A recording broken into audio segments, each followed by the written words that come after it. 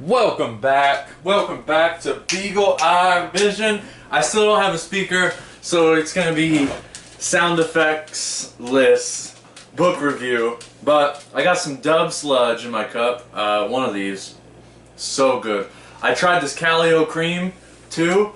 The Calio Cream is just as good as the other one.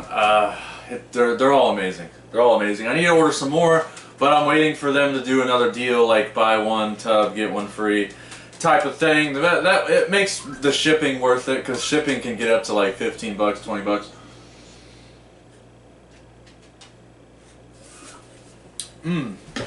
Well, anyways, welcome back. Let me make sure. Okay, we're all good. We're good. Welcome back again for the third time. Appreciate it if you made it this far.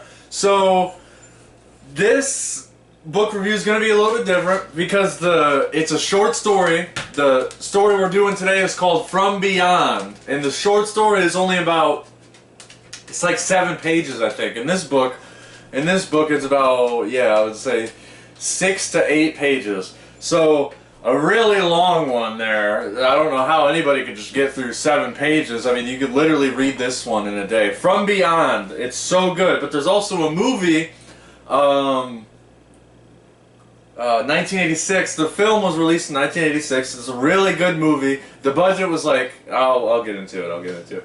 But anyways, use code BeagleEyeVision for 10% off your purchase at w.gg. If you want to support the channel, or you can cash out Beagle Eye, that works too. So, alright, let's get started. From Beyond, H.P Lovecraft. H.P Lovecraft is such a legend. The way... No writer, actually, besides Harlan Ellison... I've never read a Harlan Ellison story yet before, unfortunately, but I hope to get one here very soon. It's going to be awesome. So... From the top, I highly recommend the story and the book. Of course, the movie doesn't hold a candle to the story, even though it's like I said, it's like four pages. It's about 7 pages. The film was released in 1986, directed by Stuart Gordon, who also directed Reanimator, Honey, I Shrunk the Kids, and Dreams in the Witch House. That's another H.P. Lovecraft story. There is a toddler in the audience today. What are you doing? Getting a drink. I'm not a toddler.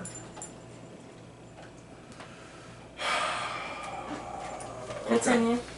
Very exciting. The film was released in 1986, and it was directed by Stuart Gordon. Oh, I already said that. So Reanimator is really awesome. Odin, go somewhere. I'm just watching. I know, it's creepy. How is? Okay. It's creepy that you're just watching me. If you want to watch the video, find Beagle Eye Visions on YouTube.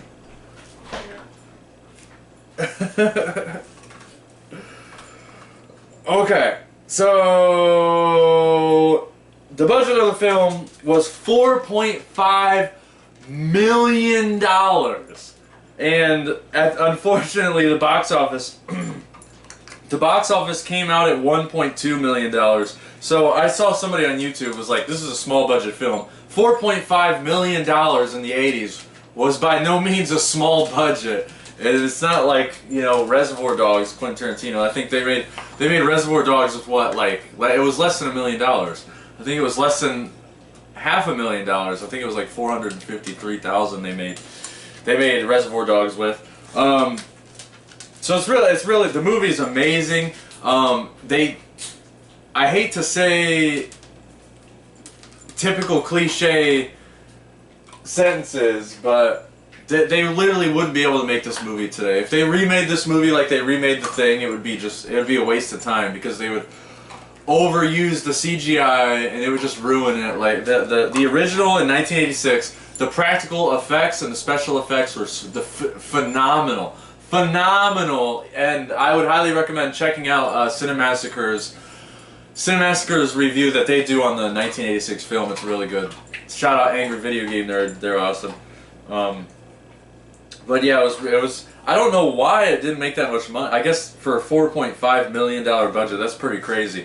And then if you study Jay Dyer's work, you see a lot of these old school B movies that have the budgets are blown completely out of proportion. Like any $4.5 million to make a film in the 80s is wild.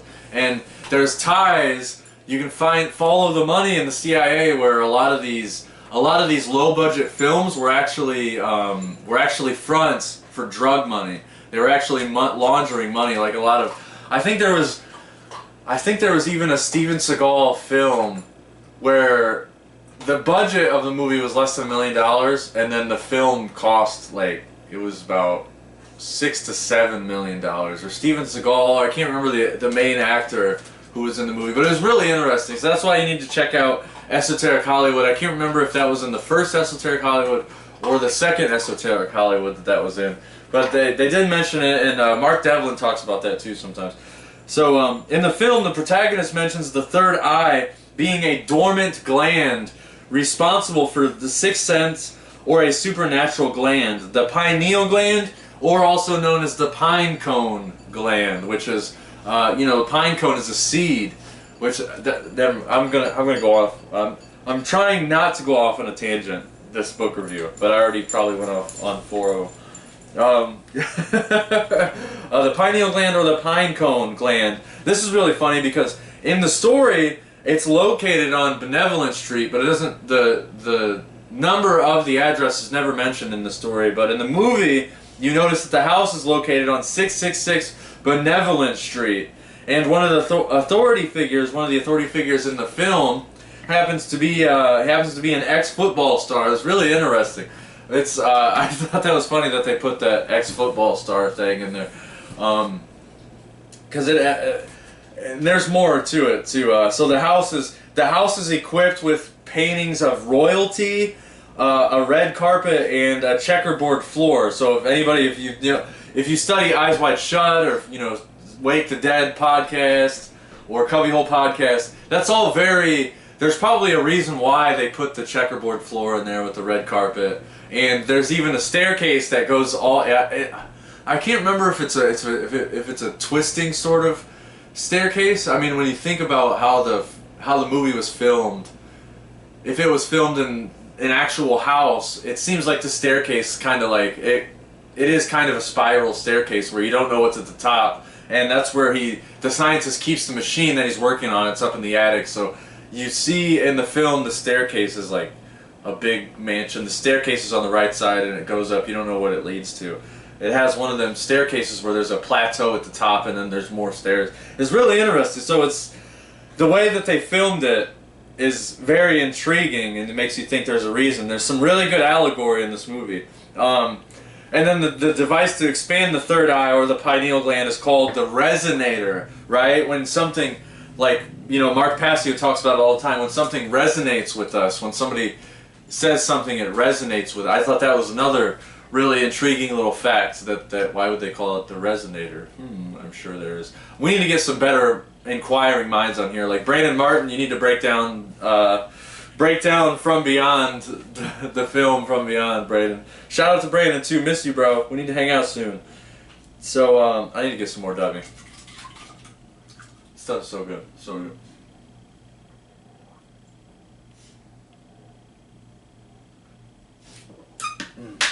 That was my second cup of Dubby today. I'm going to be bouncing off the walls here soon. So, the device to expand the third eye is called the resonator. Dr. Edward Pretorius, which is very similar to, phonetically it sounds like pretentious, which he is seems like a pretentious a-hole. But he is kind of a really interesting character. I love how they did the screenplay. I forgot who did the screenplay on this movie, but the screenplay is amazing. They translated it with perfection. And like I said, on top of the special effects, I can talk about special effects all day. They're so good. They're so freaking good. And if you go back and watch this movie, you will, like, why would they ever use CGI? Like, I get it, it's, prosthetics are kind of expensive. But even Green Jello has no money. The band Green Jello has little to no money. And they still make their own gear and make their own outfits and costumes, and they look awesome. The detail is great. So I don't. There's no excuse for these movies not to be using practical effects, and a lot of them don't nowadays. The new movie, The Bike Riders, they use practical effects, I believe. So, but anyways, now see another tangent. Dr. Edward Pretorius is the owner of the house in the film. We're still on the film, and he's very deep into BDSM and bondage. Roger Ebert said it was unnecessary. I didn't think it was unnecessary. I thought it was awesome. The BDSM and bondage stuff, it was interesting. And like I said, he's very pretentious. He's very egotistical. Like, I don't know. When it comes to the protagonist, I don't know like why. Me personally, I wouldn't be able to stand around this guy for longer than 10 minutes. That's how, like, he just seems like he's so full of himself. And then once you find out about the BDSM stuff, it all kind of makes sense. Because BDSM there's a psychological issue with BDSM. Before all the BDSM people cuss me out, there really is a psychological issue. Because why would you, if you love somebody, why would you want to cause them pain in any capacity? Even if it's like pleasure pain, it's weird. Like there's a Rick and Morty episode where they talk about that. It's really, they poke fun at the idea of BDSM. So as the film goes on, Dr. Catherine, who is a psychologist, she has a doctorate in psychology, ends up becoming addicted to the machine, and even she ends up putting on one of the BDSM outfits. She puts on the leather with like some tie-eyes. And I think she carries a whip too, if I remember correctly. I'm probably gonna rewatch the movie before October's over because the movie is just so good. I've only seen it twice. When I watched it the last week, that was only the second time I've seen it. So she even ends up, after she puts on the BDSM outfit and the thigh highs and the ex-football star, holds her up to a mirror and says, "Is this who you are?" Which I think that's a really good. I think that was a really good part of the movie when he shows her the reflection of what she looks like in a mirror, and the mirror is actually above their heads, so they have to like bring the chin up, which the act of if you study esotericism and all that stuff, you understand. But it's really cool. She sees the reflection and then she starts like freaking out, like, "Whoa, this is not." She says, "I don't know who I am." You know, like that's a direct quote from the movie. She says, "I don't know who I am." A psychologist gets addicted to this machine and then says, "I don't know who I am." So there's definitely some really good allegory in the movie. Some really good occulted themes, like what Jay Dyer would say, some really good esotericism in there. Some good stuff. Let me push up my boomer glasses. Crawford, the protagonist, almost gets eaten by a creature from beyond.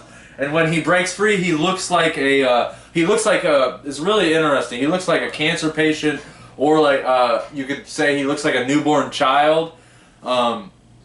Like when Neo is reborn, right? When Neo's reborn into the Matrix, he looks like a newborn child, right? To reference the Matrix again, like I think I do on almost every single book review I've done.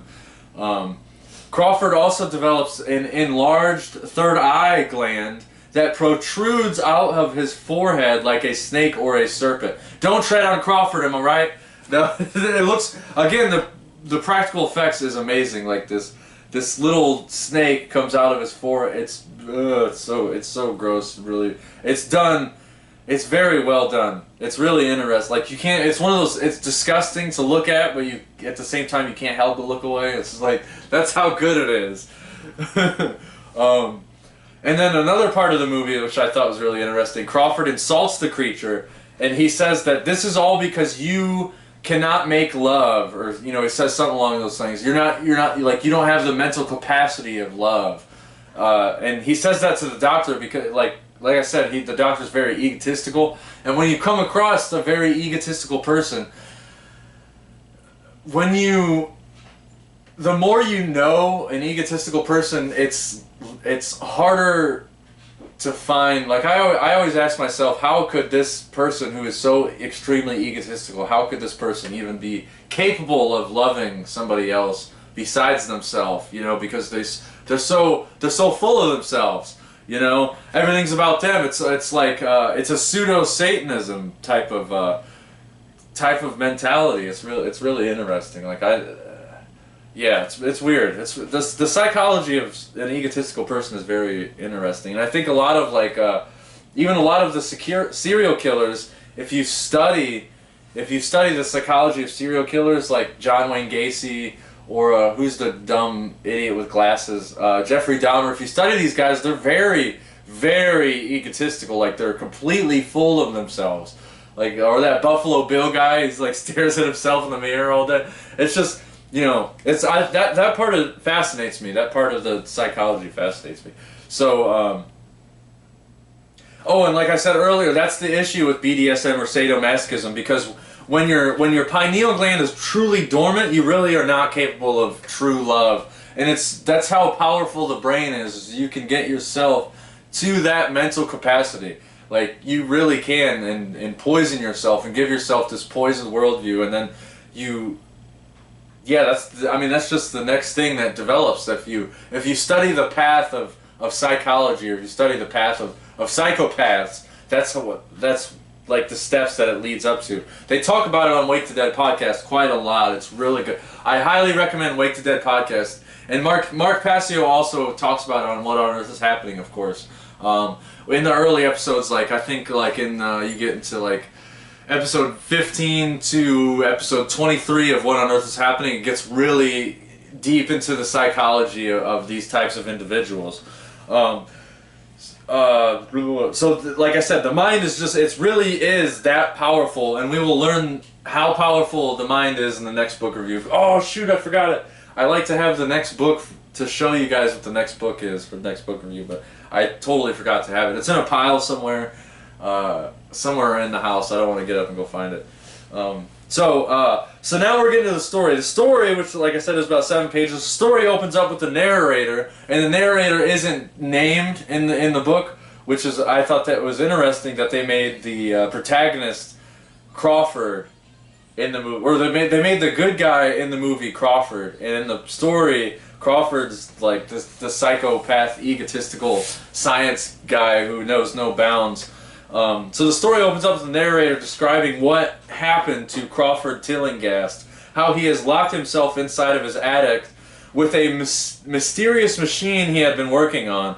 Of course, the way Lovecraft describes his characters and environments, I would say right off the bat, the story is way better by the movie, like, again, by far. I can't reiterate that enough. There's no reason for you to not read the story. It's only 7 pages. I didn't look up the PDF, but I'm sure you can look up From Beyond PDF, and it's old enough. I'm sure you can find it for free. You don't even have to pirate it. Just find the PDF on a website or something, read it. You don't even have to download the PDF. You can probably find it on a website, I'm sure. I'm sure it's somewhere out there. I mean, it's 2024. He locks himself inside the attic of the mysterious machine. He's been working on, of course, so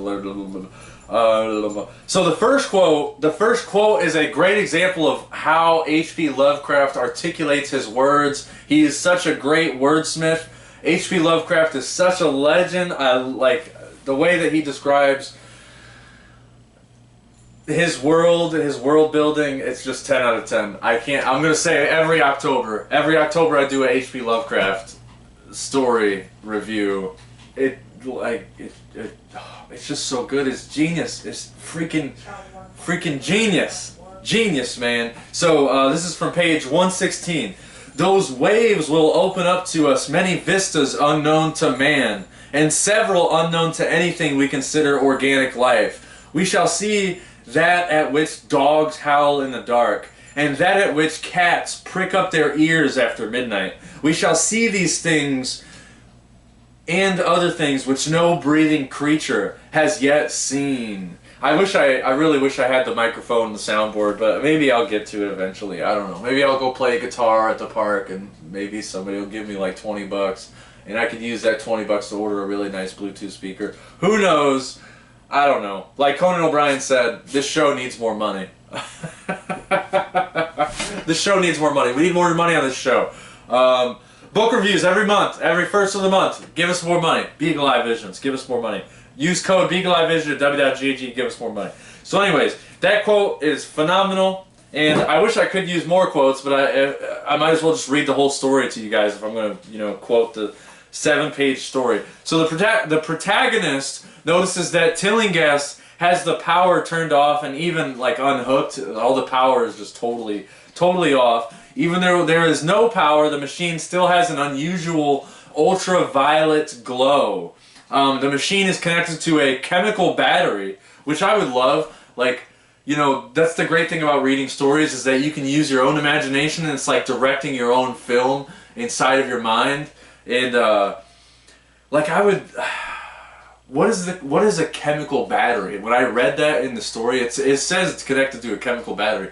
What does that even mean? A chemical battery? So is it just like two liquids combined next to each other with hoses going from either or? You know, like that intrigues me. I started, like, my imagination was going off on a tangent whenever I read that. Connected to a chemical battery. Like, I just see some crazed scientist, and that's the awesome thing about the movie, is like within 7 minutes of the movie you know what you're getting into. Within 7 minutes of the movie, there's already so much gore. Like, I literally stopped the movie and paused it, and I said, how, like, this movie just started when we were watching it, and there's so much gore. There's just so much, like, if you're into that stuff, like, the makeup is just amazing. It reminded me of Tom Savini. Tom Savini's makeup is just phenomenal. He did the Dawn of the Dead makeup, and the football star was an actor in the original Dawn of the Dead, which I thought was really cool. And then some of the actors from the Reanimator, the movie, is in From Beyond, the movie. So I love when movies are similar tales and they use the same actors. Like, I've always enjoyed that. Like Steve Buscemi in damn near every single Adam Sandler movie. I thought, like, that just cracks me up even more, especially Mr. Deeds, the Steve Buscemi and Mr. Deeds. Like, it just made it all the more hilarious. So, I lost my spot. The chemical battery. What happens next is a series of very detailed descriptions of ghastly creatures that we can't see with the naked eye. Which, you know, again, I'm not going to spoil it for you guys. I highly recommend you read it. Get this book, buy it. I mean, again, you can probably find it for $10. But I have this big one that's got all of H.P Lovecraft stories. So, like, that's $20 from Barnes & Noble. I got that as a gift. You could probably find the book, like, it would probably be like From Beyond and Other Stories or something, you know, something along those lines. Find the book, read it on your phone, read it on the toilet. It's so good. I highly recommend it. 10 out of 10. And the ending is perfection, as H.P. Lovecraft always delivers. This short story is one of the best he's done, and definitely one of my favorites. It's so good. It's so good. The way he leaves so much to the imagination, and I really want to get to, I want to beat the Call of Cthulhu video game for this month, for, you know, since it's October. I would love to, but I've been aching to do a playthrough of Mirror's Edge, the Mirror's Edge sequel, which is very underrated, and it still makes me so sad that they shut down those servers for Mirror's Edge. And I've also been playing, if you follow the channel, you saw that I've been playing Finals. I've been playing the Finals like crazy this week. I've been trying to unlock beat everything in the Battle Pass. I have like 2 more items, and then I get the crazy helmet. It's like level 108. That's what I've been grinding. So I also need to beat Titan Quest, but I don't have a job now, so I don't even know if I'll be able to have money to order Titan Quest. I definitely won't have money to order Silent Hill, which makes me sad, because I would love to do a playthrough of the new Silent Hill coming out this October. It'll be October 8th, the new Silent Hill comes out, so if you guys get that, let me know in the comments if it's a good game or not, or if it's a crap show. But yeah, I'm kind of out of stuff to say. Use that code. Use code BeagleEyeVision. I got some of these awesome stickers. I'll probably put some more on my guitar. Yeah, I'm going to be playing some more Finals. I'm going to be uploading this book review. And the next book review is called, for sure this time, the next book review is it October, November. So for November, it will be The Biology of Belief, which I'm very excited. And that book is going to require a lot of research, a lot of studying, because Dr. Bruce Lipton is such a legend, just like H.P. Lovecraft. Such good stuff. We will be recording crazy life stories Every Sunday, I co-host with my very good best friend, Matt Bennett. I co-host Crazy Life Stories with Matt Bennett. We found a way to get Dennis on. Dennis Gilmore, which I did a book review of his first book, the Unveiling, which is an amazing book. Highly recommend it. Highly recommend that book review. And I highly recommend tuning into Crazy Life Stories if you like this content, if you like my face for radio, as they say. Alright, I've ranted enough.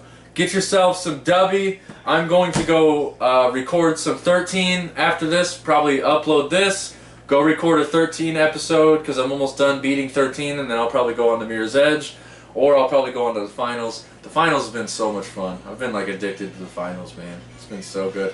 Hey, stop it, music, no music. You're going to get me slapped copyright. Jeez. Hooligans, man. Hooligans. Jeez. Sheesh. Alright, I'm coming to turn the camera off. Thank you so much if you made it this far, Internet. I appreciate you. Use that Beagle Eye Vision code if you want to support the channel. Beagle Eye, Cash App, Beagle Eye. Thank you so much. Peace. Get yourself one of these awesome cups. Ooh, yeah, look at that. Look at that. Ooh, look at that. Dude, it's such high quality. These cups are so high quality. Ooh, yeah. And then, this is for H.P Lovecraft. Let me see if I can get a thumbnail. Maybe I'll get a thumbnail in here. Oh, H.P Lovecraft. Alright, peace out, Internet. Thank you so much. Stay tuned. Stay golden. There will be more.